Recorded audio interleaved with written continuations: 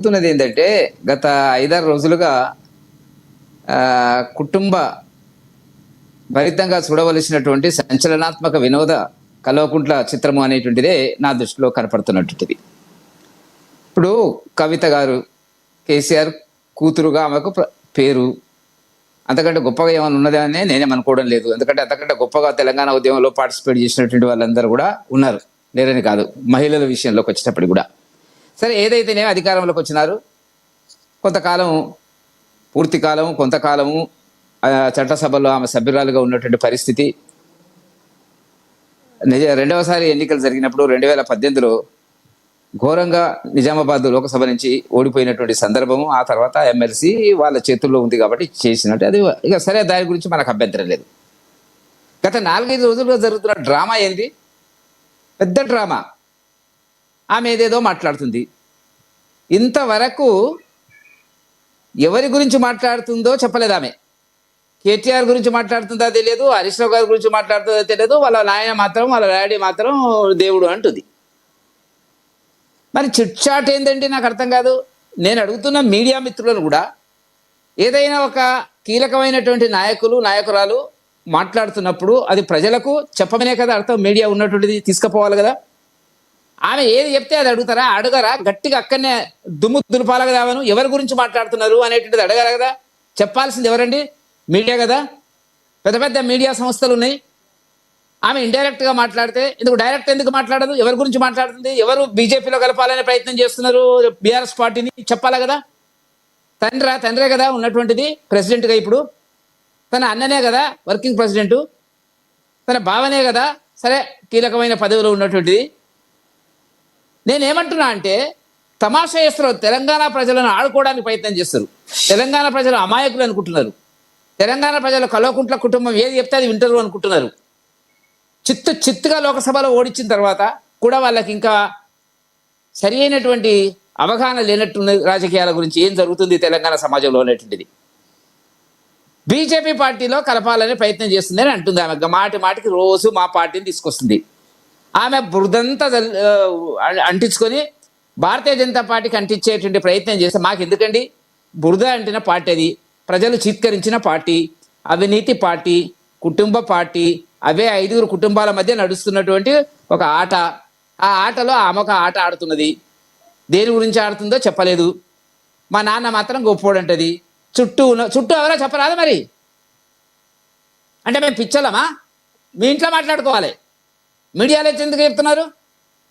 మీడియాలంటే media యొక్క బాధ్యత ఏంది? ప్రజలకు, సమాజానికి తీసుకుపోవాలని కదా. తీసుకుపోయే ప్రయత్నంలో ఎక్కడ ఉంది అంటే ఇప్పుడు మీరు మీడియా మిత్రులు ఎవరి గురించి చెప్పిందో మీరు ఊహించి రాస్తున్నారు. ఆమె చెప్పిందా కేటీఆర్ గురించి అని, లేకపోతే మళ్ళీ సంతోష్ గురించి అని చెప్పిందా, హరీష్ రావు గారి గురించి అని చెప్పిందా? బీజేపీ పార్టీని మాత్రం అంటది. కేవలం వార్తల్లో నిలవడానికి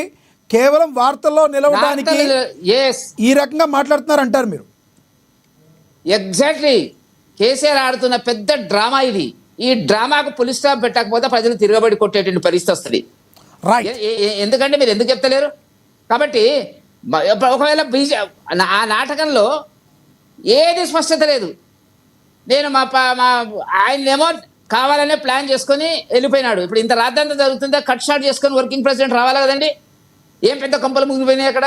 తండ్రి మాట్లాడాడు, ఆయన మాట్లాడాడు, హరీష్ రావు గారు మాట్లాడాడు. మీకు మాట్లాడితే మీరేమో మాకు పిచ్చర్లాగా ప్రజలకు, సమాజానికి మీరు తీసుకుపోయి చెప్తున్నటువంటి పరిస్థితి దారుణం అండి. ఇది చాలా దారుణమైనటువంటి పరిస్థితి ఆ కుటుంబంలో ఉన్నటువంటిది. ఆ కుటుంబం కొట్లాట, ఆస్తుల కొట్లాటనా, పదవుల కొట్లాటనా, చట్టబద్ధమైన ఆస్తుల, చట్ట వ్యతిరేకమైన ఆస్తుల పంపిణీలో ఏం జరుగుతుంది, అస్తిత్వ కొట్లాటనా మాకు తెలియదు. కాబట్టి మీరు చెప్పదలుచుకున్న పాయింట్ స్పష్టంగా చెప్పండి.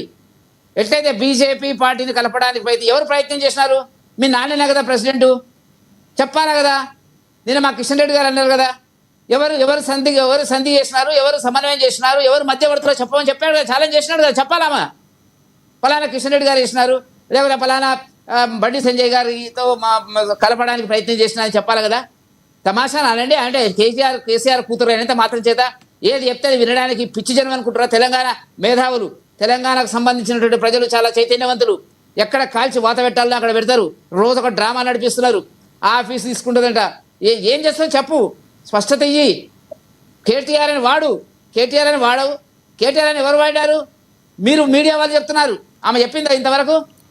కేటీఆర్ అని కూడా ఎక్కడ మీడియా వాళ్ళు కేటీఆర్ అనే మాటను డైరెక్ట్గా మాట్లాడాలి. వాళ్ళు కూడా మీడియాలో కూడా కవిత గారు ఏదైతే మాట్లాడారో దాని గురించే మాట్లాడారు. క్వశ్చన్ మార్కే పెట్టారు ఎవరైనా కూడా. మాట అడగొద్దా? అడగొద్దా? ఎవరి గురించి మాట్లాడుతున్నారు మేడం? మేము ఏమని రాయాలా అనేటువంటిది అంటే ఆమె ఏం చెప్తే ఇంకొకసారి ఆవిడ మీడియాని ఫేస్ చేస్తే కంపల్సరీ అడుగుతారు సార్. ఎస్, మీ దగ్గర అడగమంటున్నా. రైట్. మాలాంటి వాళ్ళు భరించలేకపోతున్నారు. ఏం మాట్లాడుతుంది ఆమె? దాన్ని తీసుకొచ్చి మా ముందర పెట్టి చూస్తుంటే బీఆర్ఎస్ పార్టీ కంటే కవిత కంట్లో పేను నలుసులాగా మీ బీజేపీ పార్టీకి మారింది అనుకోవచ్చా? మాకు బీజేపీ కాదు, తెలంగాణ మొత్తానికి. తెలంగాణ ప్రజలు ఏం చెప్తుందండి? ఒక నాయకురాలు అనుకుంటే కమ్అట్ విత్ క్లారిటీ ద్వారా చెప్పు, ఏం జరిగిందో చెప్పు. ఒక ఆరోపణలు చేసిపోతే అయిపోయినా మా పార్టీ దానిలో వాళ్ళ పార్టీ మా పార్టీలో కలుస్తుందని చర్చ జరిగినాయి అంటే ఏ చర్చ జరిగిందో చెప్పాలి కదా.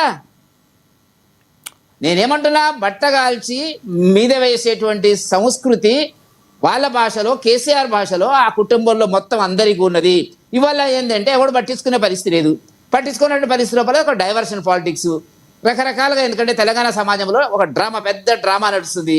ఇక కాంగ్రెస్ చేయాల్సినటువంటి పనులు వాళ్ళు అట పక్కకు పెట్టేసిండ్రు. మీరు చూడండి, ఫ్రీ ఎందుకంటే ఇవాళ రేపట్ల వైఫై కూడా ఫ్రీ కాబట్టి అందరు కూడా ఎక్కడికక్కడికి వాళ్ళు చేసే పని ఏం లేదు. ఆ పనులన్నీ ఎడగొడుతుంది. ఏమవుతుందో అని ప్రజలు పాపం యువకులు చెడిపోయేటువంటి పరిస్థితి వస్తుంది. కాగితే ఏమంటుందో పార్టీ పెడుతుందంట, సాయంత్రం ప్రకటిస్తుందంట, ఏదేదో ఆఫీస్ ఓపెన్ చేస్తుందంటే ఏంటంటే తమాషా ఇది. కాబట్టి కేసీఆర్ ఆడేటువంటి పెద్ద డ్రామా ఇది. అట్టర్ ఫెయిల్యూర్ అవుతుంది. అది బాక్స్ ఆఫీస్ ఫెయిల్యూర్ అవుతుంది. 2-3 రోజుల్లో బయటకు వచ్చేటువంటి పరిస్థితి మనకు కనపడుతుంది. ఎస్, వెంకటరెడ్డి గారు మళ్ళీ వస్తాం మీ దగ్గరికి. మనతోటి కత్తి వెంకటస్వామి గారు, కాంగ్రెస్ సీనియర్ నేత జాయిన్ అయ్యారు. ఆయనతో మాట్లాడదాం. వెంకటస్వామి గారు నమస్తే అండి. నమస్కారం.